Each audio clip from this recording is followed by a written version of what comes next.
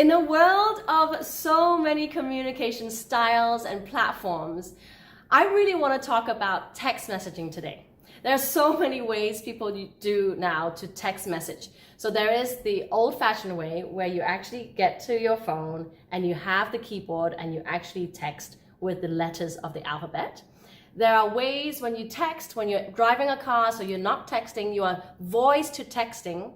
So it means your phone is smart enough to recognize your words, so it's texting for you, but it still comes out as a text message.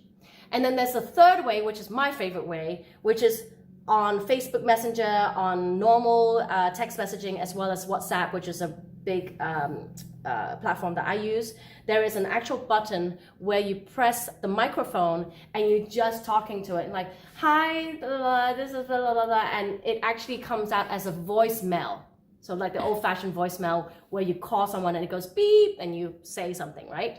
So I prefer the voice messaging way because people can actually hear my voice, hear my tonality, hear my attitude, and hear my energy. And most of all, they can most likely hear that I'm smiling when I'm talking. I don't know if you get that, but you can actually know someone is smiling when they're talking.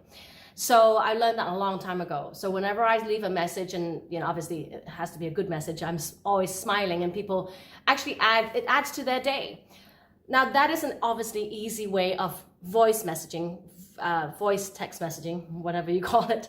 But text messaging, on the other hand, is something to be said, because first off, our phones like to be smarter than us. And something that's really annoying about my phone is when I'm actually texting, it autocorrects, and sometimes it guesses words that I'm writing that is not correct. Especially with sometimes I'm writing British way of writing, spelling the words, or if I'm writing somebody's name and it changes it to something else. I heard from a friend that they were acquiring their very first client, and they said to me that they wanted to say, well, of course, Faith, which is the name of the person, and instead it went, of course, babe, and he pressed send, and oh my God, that is so embarrassing, especially when you have not established your relationship yet and you're calling someone babe. By the way, that's another video that I'm going to talk about, which you will love, because I have a lot to talk about calling people babe and stuff like that. So back to the idea of text messaging. You must check your texts before you press the send button, because nowadays our phones try to be so smart, and if you are voice to texting, it doesn't maybe understand your accent, especially mine. That's why I never do that part. And if they don't understand your accent and you're speaking too fast, it's not going to come out accurately, and it's going to come out all whacked up, and you're not going to get your message across to the person, and then you're just wasting time. So I encourage you to think about your text messages when you are writing to people. And the other thing I do want to add as a little bonus in this little video is emojis.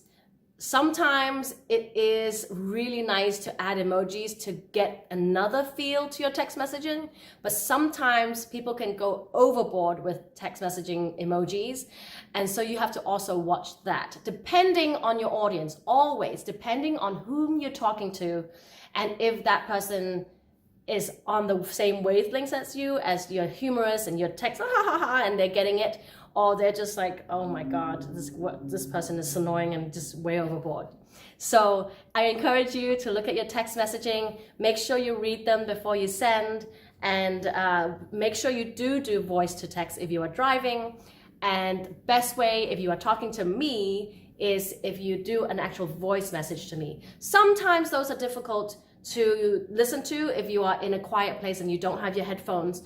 So be aware of that as well. I have a lawyer friend who's always in court, always in deposition, and she literally tells me, Didi, I love hearing your voice, but can we please text, because I cannot play your message when I'm in court.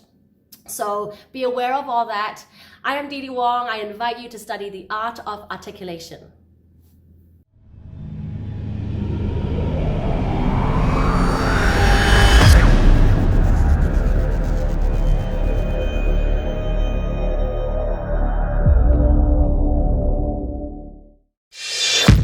Thank you.